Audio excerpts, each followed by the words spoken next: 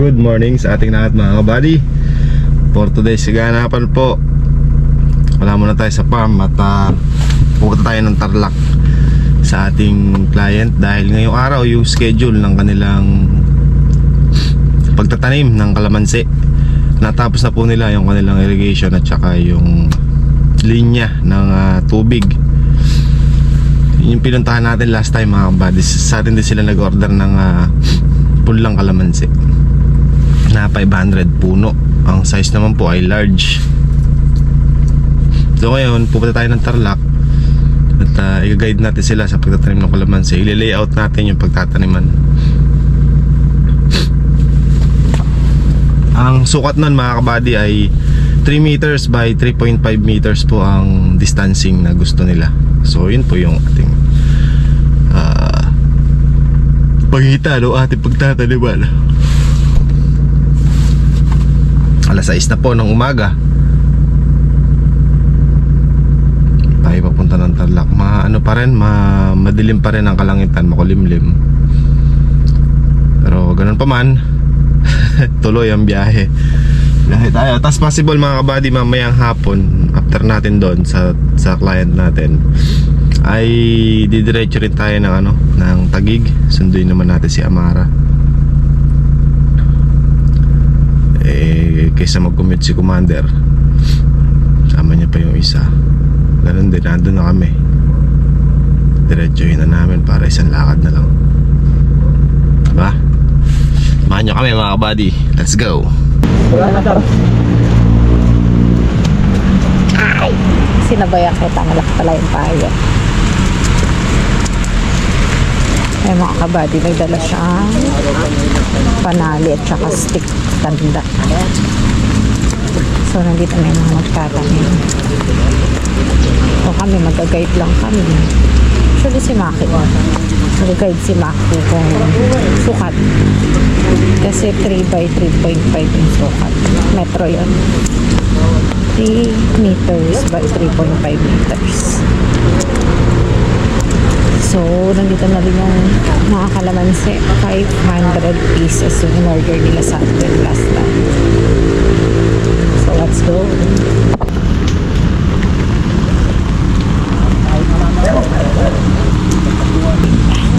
Pakyaw daw yung mga nagtatanim dito.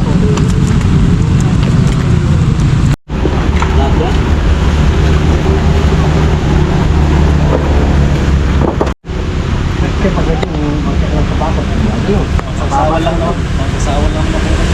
Magsasawa lang. Huwag lang pabigyan. Huwag lang yun. Mga buddy, lilayout muna tayo ng ating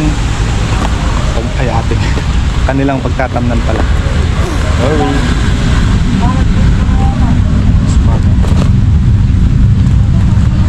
Bakit pag naubos nila to, naigutan na yung buong na yan. Kailangan kasi may layout mga kabady, may tanda. Papatakan natin ang diretso dito, tapos kukuha tayo dito, tsaka dun sa pinakapuwit sa dulo.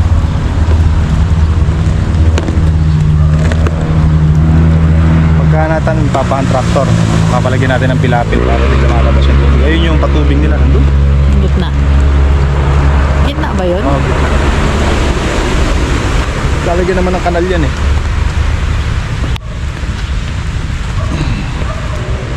Haba din ha. Ayun.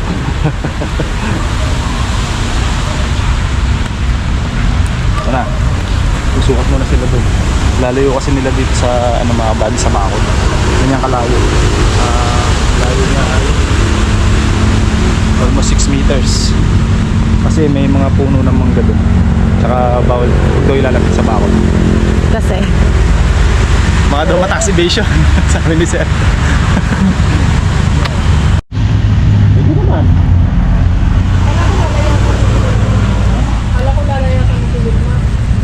nagbago na yun dyan.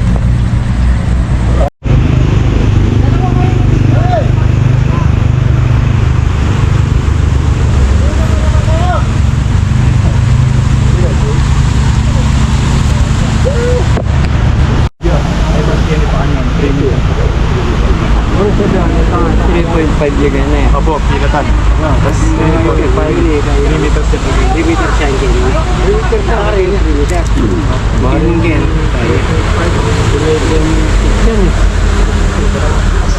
12 feet. Halos, 11.5. Pwede na yan. Ay, kaya tumata pa. Kasari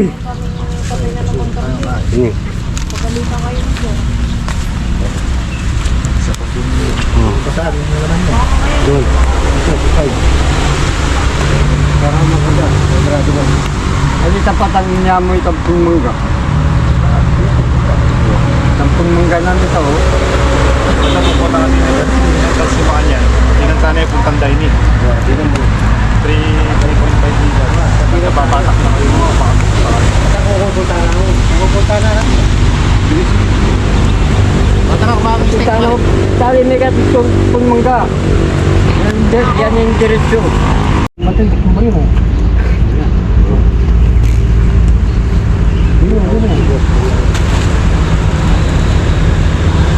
Sige pare.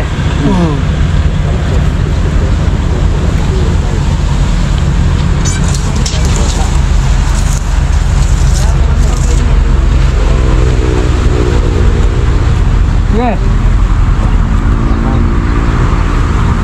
Kung kaya. Opo, stick na yung upukan yan. Basta, malago po kasi. Kumakang na itong taramang gata pare, sampulan tayo din eh. Mga video rin, mga tapagit na naman ko. Opo. Sige. Ayos siya po. Mga tating classmen. Sabi niyo, pakukuha.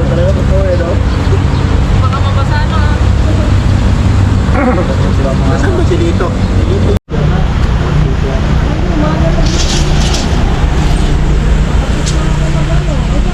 Takot ko na kuya. Yung palamante, matakot ko na kayo dito. Hindi pa. Yes, sir, kuya. Oo, ganun tanggalin yung plastic. Oo, dawa na maminan na eh.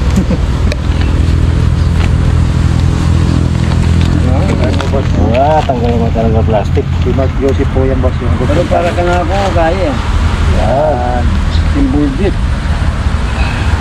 Pwede yan, tanggalin mo yung bupan. Oo, yan. Oo. Ayan, ano. Banda ka, mamuha ka marami. Wala, marami. Adam! Mag-click ka, mag-click. Ayan yung mga video na eh.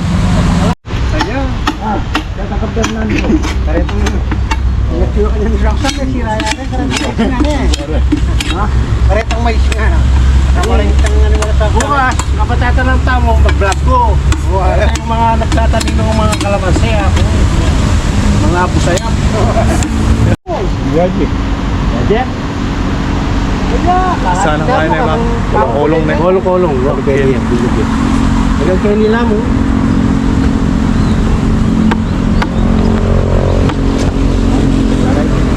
Pero sinabi, ito pa palang meron pa ako.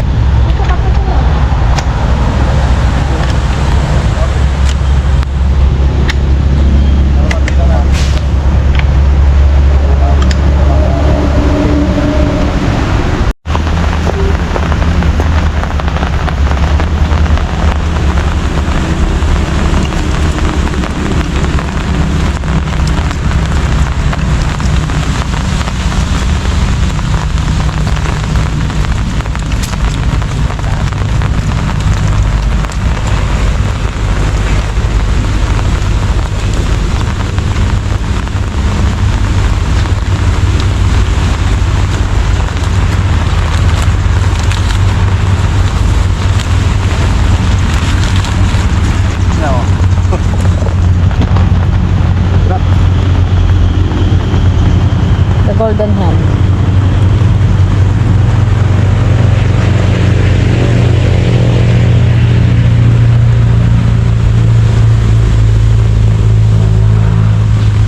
Tatanim, maglulubog yung dugtungan.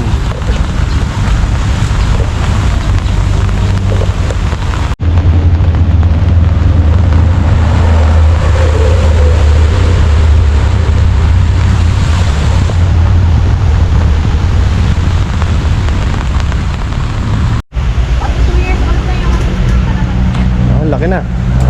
Ayan mga buddy, naka-isang row na po sila. So ang diskarte po nilang ginawa ay hukay sabay tanim. Tatlo po yung nagtatanim. Isang naghahako at isang naghuhukay, isang nagtatanim. Ayan ako. Basta make sure nyo lang na yung dugtungan ay hindi nakalubog. Hindi lulubog yung dugtungan. Sila kuya. pala. Si tata yung tigatanim. Ayan, naka first row na sila. 30 puno ang isang row o ang isang pudling.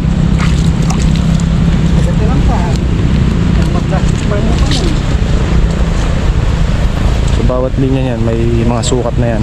Ito nilagyan na natin ng tawag dito stick. Ito yung mga stick natin. Nakasukat naman na yan. Ito.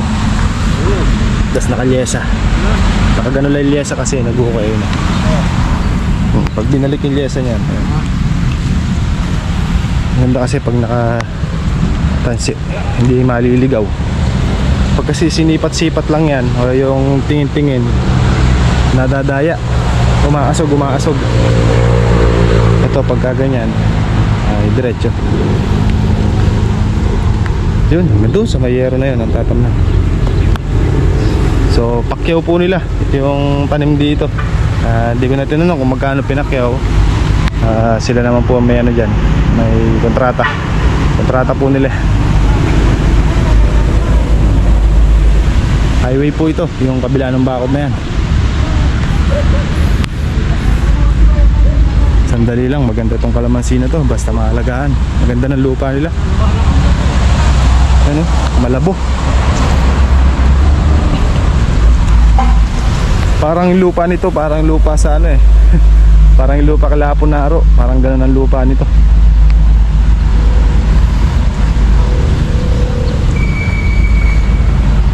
Sa tingin ko itong area nila ma'am na to kulang-kulang isang hektare, mga ano to, mga 8,000. Hindi ito 5,000 square meter. Nasa mga 8,000 ito.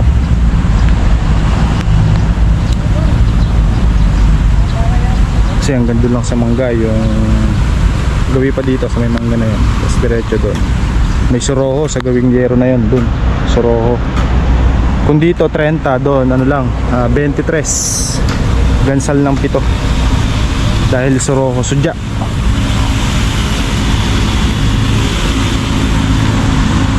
Dahil lang sabi kasi sa atin ay 5,000 square meter lang yung area.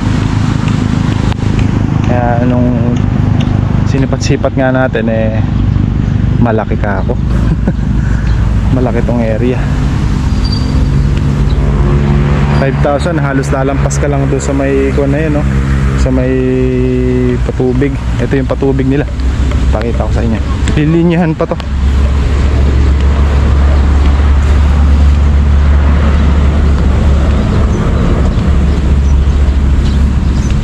So na-update naman natin sila ma'am tsaka sila sir na kukulangin yung kanilang punla dahil yun lang po yung kinalculate natin sa punla, yung 5,000 nasa 8,000 pala to na ano natin nakasara siguro dun, nakasara doon sa taas to, may ano pa dito bukasan na yan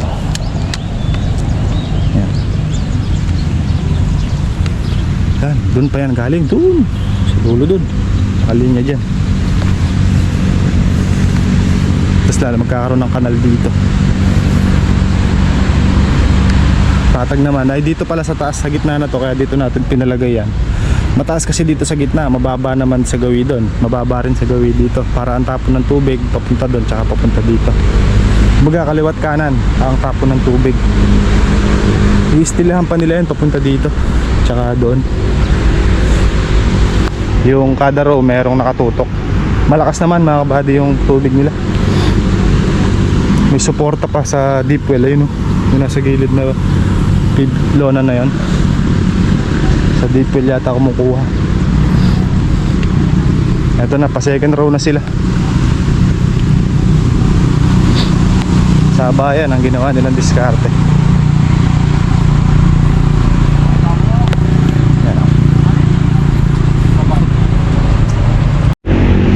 Gandang tingnan mga kabady, diretso. Kung papansinin natin pagka maliliit pa sila bagong tanim, ang luwang ng pagitan, di ba? Ano mga kabady,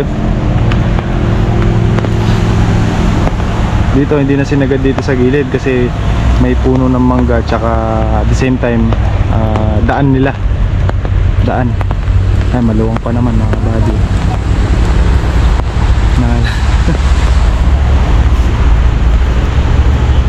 Yan. Ito yung second row. Second row na sila. Patapos na yung second row mga buddy. Dito na sila sa pangatlo. Basta lalagyan lang muna nila ng stick bago bubutasan, tapos susukatan para hindi maligaw. Tapos in-advise ko rin na pagdating sa gitna, susukatan din para may tulos din sa gitna yan mga buddy. May ganito din kawayan na pagtatalian ng pansi para hindi lundo, para hindi nakalundo yung tali. Tapos susukatan ulit ng 3.5. Perfect na yung dalawang tubling. Nano ko lang kasi mga kabady, baka mamaya malulubog yung dugtungan. Mahihirapang bumulas din yung kalamansi. Tsaka malakas yung tubuan ng mga bulugan pagka ganun.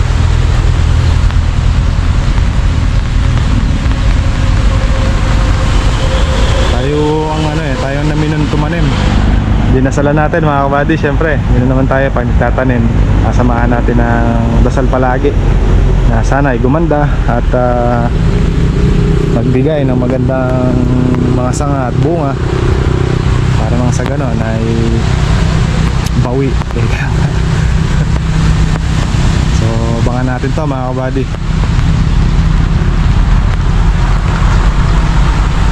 Ito yung bukod sa mga iba nating kliyente, no? Ito yung first client natin na nagpatanim na basal.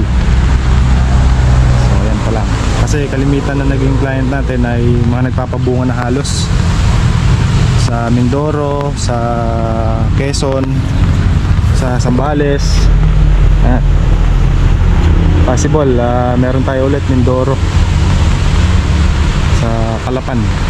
Possible malalayo na naman si Black Bullet, ay si White Bullet pala. Sasakay natin sa Aurora si White Bullet.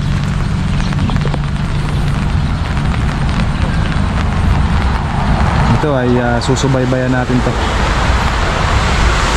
at tuturo natin sa kanila pati yung pamamaraan ng pag-spray ng damo, pag-grass cutter at pagpapataba, pagpapatubig, lahat po na nalalaman natin ay maya-apply din natin dito sa kliyente natin natin. Ayan, ma'am sir, maraming salamat po sa tiwala niyo. Ayan, patapos na po yung second row at dito na po sila sa pangatlo. Okay. Nakakatuwa lang tignan, no? Buti na lang ang kinuha nila magtatanim ay ayan, sila tatay. Kasi itong medyo mga bata-bata baka mamaya kung paano ang gawin nilang diskarte. Pero kahit na kasi turuan natin kung ay hindi sinunod, hindi maganda ang kalalabasan. Kagaya kanina, gusto ni tatay wag na daw lagyan ng tansi at sisipat-sipatin na lang. Hindi po ako pumayag mga kabady kasi hindi po accurate. Yung nakatali nga ako minsan mga kabady ay nalilihis. Paano pa yung sipat-sipat, di ba? Kaya ang ginawa ko, pinalagyan ko ng tali, pinalagyan natin ng tansi. Ayan, binatakan natin ng tansi dyan, tansi dito, tansi dun sa dulo. Pagkatapos ay sinukatan natin dyan. Tapos kada sukat, naglalagay tayo ng stick o yung pinakatanda. Kaya mas mainam, kaya mas mainam. Ito kasi ginawa ko na to. Wait lang, dyan ko lang. Ito kasi ay ginawa na natin to nung isang araw pa. Ito ay 500 piraso, gumawa tayo nito. Ito yung buho or bukaw na pinagliit-liit natin parang barbecue stick. Kada sukat itutusok mo lang to. Tanda. Ito yung magsisilbing tanda na kung saan doon ka bubutas na nakatapat doon sa may tansi mo para hindi ka maligaw. Kaya ang gagawin nila ngayon. Ayan. Diba?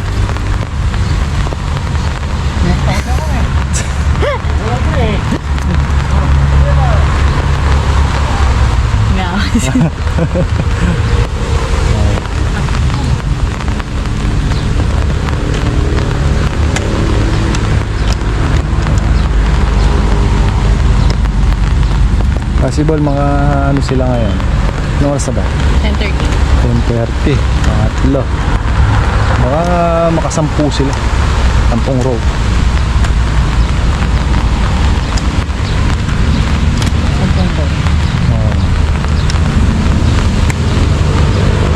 Butas lang. Pati tanim. May pangatlo na nila yan. Pag nangyari nila yung pangatlo na yan, tanghalian na. Mga ano lang siguro. Ito 8. Yan. Eh kasi hakot pa nila ng punla eh. Yung contract, hindi nila nadala. Ipapadala na lang nila sa delivery ng contract. Kay Ronnie. Meron. Ah. Guys, order na kayo. Malay nyo, soon kami na magkahatid. Ah. Joke lang. Pero order na kayo. So, ayan, may client ulit kami, guys. Possible, ano kami, copies. Hindi! Ay, tama. Oriental Oriental. Mindoro. Oriental pala, sorry. Yung isa naming client, Oriental na. Oo. So, ito naman, Oriental pa rin. So, ito nakaano naman ito. Magpapa-farm visit talaga. Kasi Malapit na siya magpabunga. So hopefully matuloy at i-update namin kayo. Possible first time makakasakay ni Black Bullet tsaka ni Kabady sa White Bullet. Ay, si White Bullet pala. First time makakasakay ni Kabady tsaka ni White Bullet sa ano, sa Roro. Kasama ko yung sasakyan.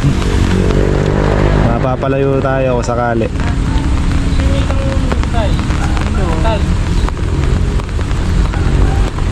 Tapos meron pa malapit sa atin next week. Sa atin. Ano? Diretso pa ang aksyon. Diretso, ganda. So paano mga kabady? Bota pa tayo ng Tagig. Sunday namin ang aming prinsesa. Enjoy namin ang aming isang anak. Saka meron pa.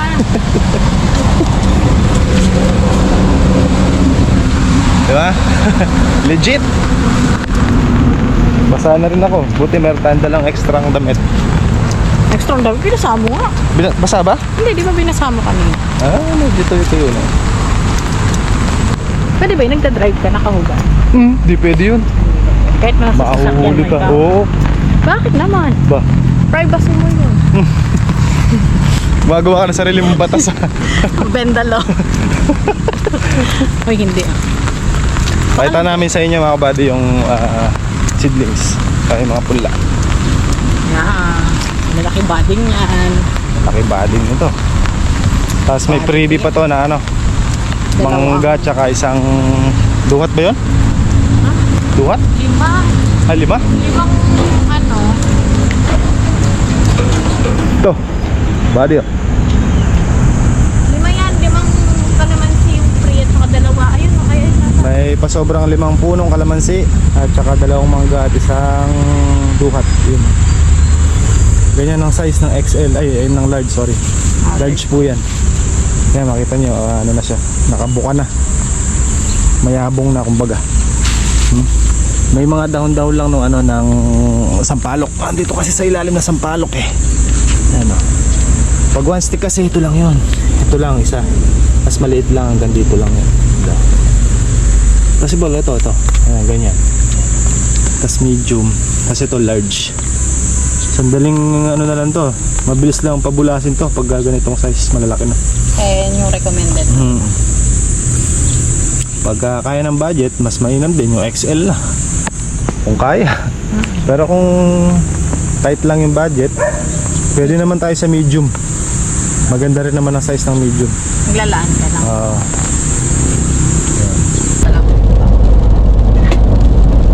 Excuse me po. God bless. Ako sisipunin pa ata. Parang sisipunin nga ni. Ganyan, marami tayong gala. May pa-water siya. Saan tayo galing? Nasa kinayin natin karinderya kanina. Ngayon lang kami kakain. Nilibre niya ako. So yung mga kabady, pauwi kami sa Taguig. Uwi namin si Amana.